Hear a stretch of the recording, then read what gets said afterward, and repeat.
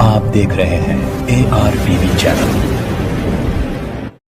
जायदादों properties की खरीदी से कबल ईसी निकालने और इस सिलसिले में मुकम्मल मालूमात और तहकीकात करने के बाद मुतमईन हो जाएं और फिर जायदादों की खरीदी और रजिस्ट्रेशन को तरजीह दें ताकि मुस्तक़बिल में किसी भी किस्म की ज़हनी परेशानी, टेंशन, मसाइल, दुश्वारियों से महफूज रहा जा सके। रियासती हुकूमत की जानिब से नोटराइज डॉक्यूमेंट के रजिस्ट्रेशन के अहकाम जारी किए गए थे, लेकिन हाई कोर्ट ने उस पर स्टे लगाया है। दूध बोली सब रजिस्ट्रार के ज़िम्मेदार असिस्टेंट रजिस्ट्रार आमिर फराज ने मीडिया से बात करते हुए ये बात कही। उन्होंने इस सिलसिले में मज़ीद तफसीलात पेश है इस सिलसिले में खुसूसी रिपोर्ट। अस्सलाम वालेकुम जी। अच्छा, धरानी पोर्टल का क्या है सर? धरानी पोर्टल एक्चुअली अभी सिर्फ एग्रीकल्चर प्रॉपर्टीज़ के लिए है जी।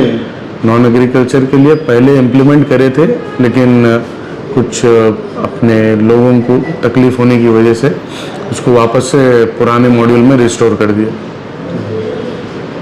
अच्छा, ये जो गवर्नमेंट की तरफ से एक स्कीम चल रही है उसका क्या है?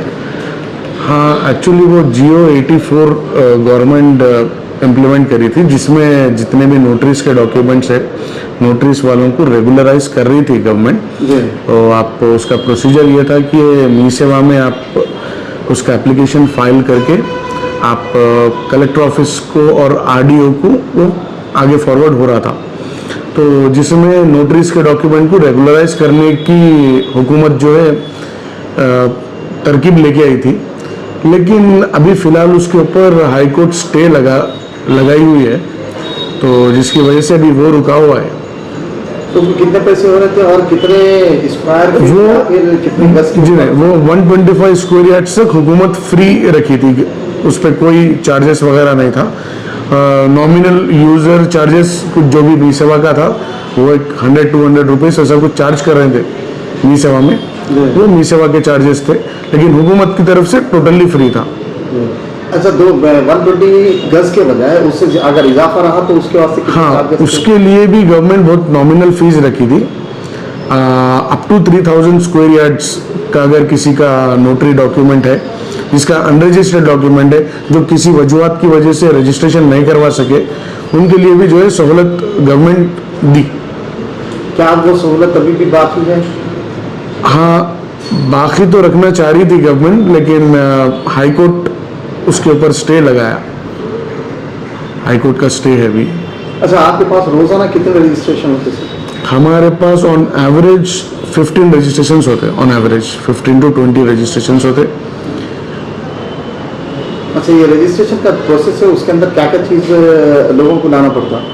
सबसे पहले मैं लोगों से ये बोलना चाहूँगा कि आप जब भी रजिस्ट्रेशन करवा रहे हैं तो आप कोई प्रॉपर्टी परचेज कर रहे हैं तो आप सिर्फ ये चीज़ देखिए कि पहले ईसी चेक करिए प्रॉपर्टी का, वेदर कि वो प्रॉपर्टी के ऊपर कोई मॉर्गेज है या वो प्रॉपर्टी किसी को एग्रीमेंट करे हुए हैं, वो आपको ईसी में पता लग जाता।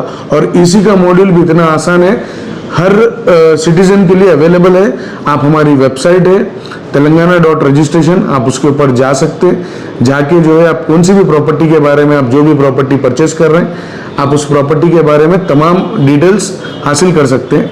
और दूसरी चीज़ मैं ये बोलना चाहूँगा कि आप जब भी प्रॉपर्टी ले रहे हैं तो उसको अच्छे तरीके से वेरीफाई कर लीजिए, पोजीशन में है नहीं है जिससे आप परचेस कर रहे हैं उनके लिए, और ईसी वगैरह चेक कर लीजिए, डॉक्यूमेंट्स चेक कर लीजिए, और फिर रजिस्ट्रेशन का प्रोसेस जो है आपके लिए आसान हो जाएगा।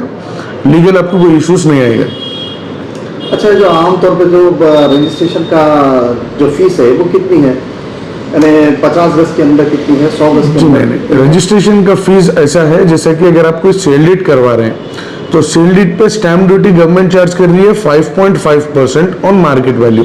जो भी गवर्नमेंट का मार्केट वैल्यू होता है उसके ऊपर 5.5% आपको स्टैम्प ड्यूटी पे करना पड़ेगा, और 1.5% ट्रांसफर ऑफ प्रॉपर्टी टैक्स, और 0.5% रजिस्ट्रेशन फीस, और 0.1% with minimum amount of 3000 rupees mutation charges and 500 rupees user charges. Sorry, mutation charges 3000 and 500 user charges.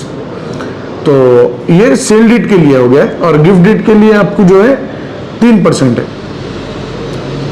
50 गज अगर है हाँ तो 50 गज के ऊपर देखिए मुख्तलिफ एरिया में मुख्तलिफ एरिया में कितना होगा? दूध बोली में भी आपको अलग डिफरेंट लोकेलिटीज में मार्केट वैल्यू अलग अलग है। आप जैसे कि अगर बात करेंगे हमारे किशनबाग में 12,200 रुपये रेसिडेंशियल का वैल्यू है।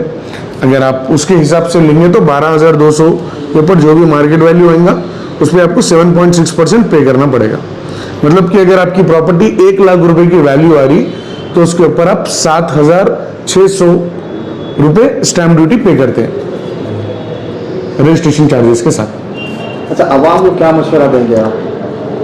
आवाम को तो ये मशवरा दूंगा कि आप जब भी प्रॉपर्टी परचेज कर रहे हैं उसको अच्छी तरीके से वेरीफाई करिए, उसका ईसी वेरीफाई करिए, आजू बाजू आप एक बार पूछिए कि पोजीशन उनका ही है नहीं है, कुछ लिटिगेशन है या नहीं है। ये सब आप मालूम करने के बाद में और एक दिन पहले आप चालान पे कर लीजिए, रजिस्ट्रेशन ऑफिस में आके डोर नंबर चेक करवा लीजिए कि वो उस प्रॉपर्टी पे कुछ प्रोहिबिशन है क्या। अगर कोई प्रॉपर्टी पे कुछ प्रोहिबिशन होता है तो गवर्नमेंट की तरफ से हमारे पास हम लोग जो है उसको प्रोहिबिटेड प्रॉपर्टी डाल देते हैं। अगर कुछ केस है या कुछ बैंक में पैसे बाकी है या कुछ कोर्ट स्टे है तो हम लोग उसको जो है प्रोहिबिशन प्रॉपर्टी में डाल देते हैं। तो आप एक बार वो नंबर वगैरह चेक करवा लीजिए तो आपको जो है रजिस्ट्रेशन में आसानी होगी।